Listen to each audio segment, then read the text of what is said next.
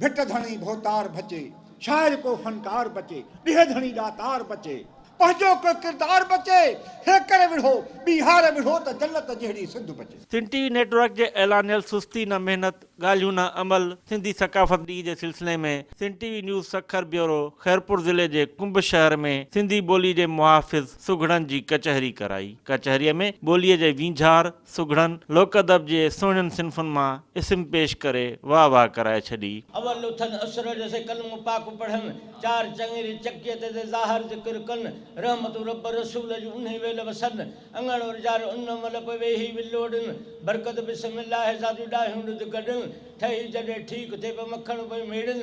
जे भाई रब राजी थे त ही सौदो आ सस्तो, इहदिर सिरातल मुस्तकीम जो राह वठो रस्तो, कुल्हु वल्लाहु अहद अल्लाह, पढ़ी पक्को कर पुख्तो, अती उल्लाह व अती रसूल, इहो थी नफ़े वारो नुक़्तो, त तरी हले तख्तो तुंहिंजो इन सीर मां सहतो चले। अदब वारनि जी महफ़िल में अदब सां ई अचणु घुरिजे, बुरन बेसूद ॻाल्हियुनि खां सफ़ा बिल्कुलु बचणु घुरिजे।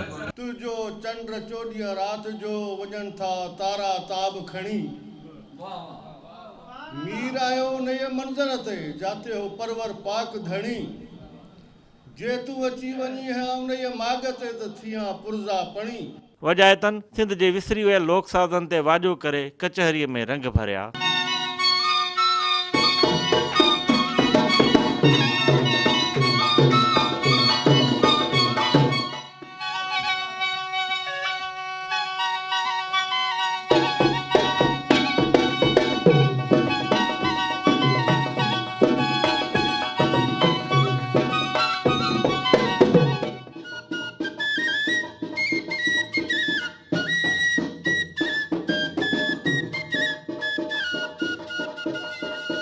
सिंध टीवी नेटवर्क सखर जे ब्यूरो चीफ शौकत नूनारी कचहरी में ॻाल्हाईंदे चयो त सिंध धरतीअ जी चिकी मिटीअ में इहा ख़ूबी आहे त हितां जो जेको ज़हन हूंदो आहे उहो बि हिकिड़ो सोन हूंदो आहे।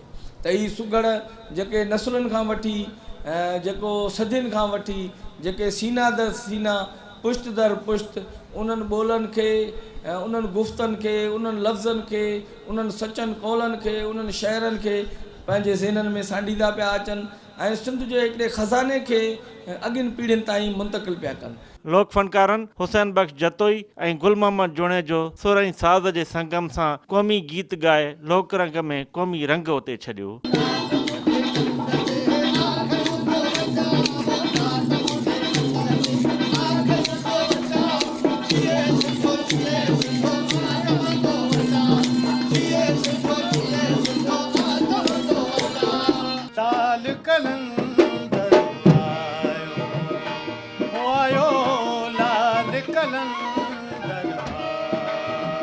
टोपी अजरक ऐं पटके पारियल सुघड़नि ऐं शौक़ीननि इहो अज़म कयो त 3 डिसंबर ते सुस्ती न मेहनत ॻाल्हियूं न अमल जे नारे ते अमल पैरा थींदे सकाफ़ती ॾींहुं जोश ऐं जज़्बे सां मल्हायो वेंदो। सिंधी सकाफ़त ॾींहं जे सिलसिले में कोठायल सुघड़ कचहरी में सुघड़नि लोक अदब जे मुख़्तलिफ़ सिन्फ़ुनि मां ॾात जा वहाड़ वहाया, जॾहिं त लोक साज़नि जे वजायतनि बि पंहिंजे फ़न जो मुज़ाहिरो कयो।